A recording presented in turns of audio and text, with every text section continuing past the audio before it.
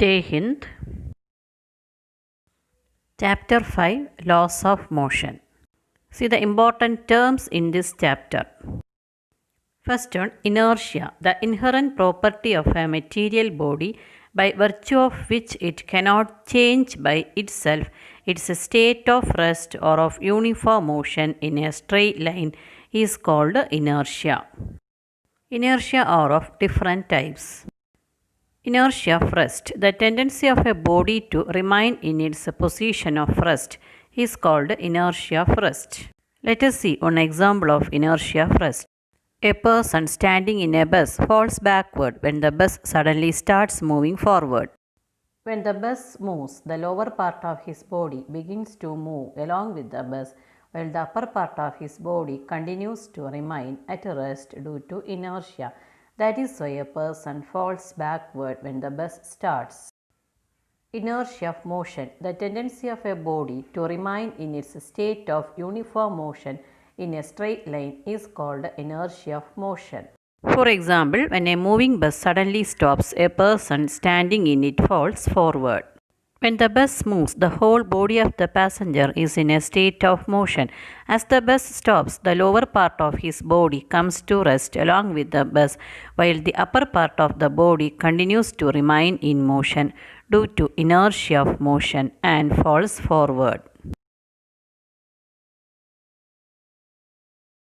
Inertia of direction, the inability of a body to change by itself its direction of motion is called inertia of direction.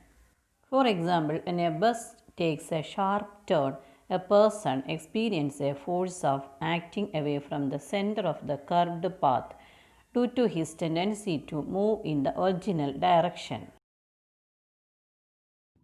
Another important term is momentum. It is defined to be product of its mass m and velocity v and is denoted by p. That is p equal to mv and it is a vector quantity. SI unit is kilogram meter per second and dimension ml t raised to minus 1. Impulse is the very large force acting on a very short interval of time. Impulse equal to force into time duration equal to change in momentum. Its unit is Newton second and dimension ml t raised to minus 1. Newton's first law of motion.